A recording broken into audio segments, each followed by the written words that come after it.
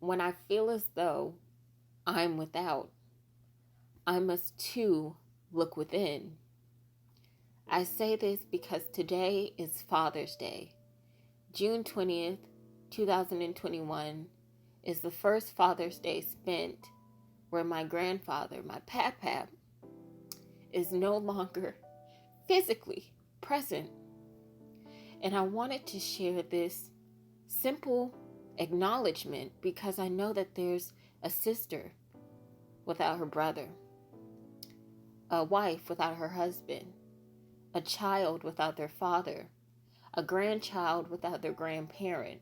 There are people and or families that are without this paternal influence that we choose to celebrate on this day, that we choose to acknowledge, that we choose to appreciate, that we choose to remember on this day, and it can be difficult. So again, when I feel as though I'm without, I must too look within. And relating this more biologically, my mother is the child without a father. Yet 50% of who she is her father. As too, 50% of who she is her mother. So for myself, 50% of who I am is my mother, as well as 50% of who I am is my father. So given the portion that was given unto me from my mother, I too have my grandfather and grandmother within me. I too have my great-grandfather and my great-grandmother within me, because within my mother is her parents.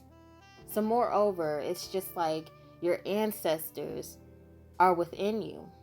So when you feel as though you're without them, they truly are within you. And maybe that's why, loss, or this perceived loss, is so difficult to deal with. Why the grief will never absolve itself, honestly, because a part of you, or rather a part of them, exists within you, although they have transcended to the next life, whatever your perception of the next life is. From my grandfather, all of who he was is in heaven, yet a fragment of what he gave me of him and what he gave unto my mother is still here within us. So maybe a part of him selfishly wants him to come back because, hey, you left a fragment, you left a piece within your offspring and their offsprings. But I'm not going to get into my crazy thoughts. But I just wanted to share this with anyone that is grieving a loss of a paternal influence. Know that although you may be without them, you must too look within and outside of biology, because I know that there are children that are blessed with stepfathers or blessed with, someone other than a biological relative. And although you may not have their stored genetics, you bear their intellect, you bear their memories, you bear their teachings, and you can further cultivate that.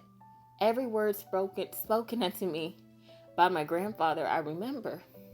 Every memory that I have, I remember. And whatever I choose to do with it, it's done. But, just moreover, when I feel as though I'm without, I must too look within. And looking within, I grab a hold to whatever remains of that person that I am without.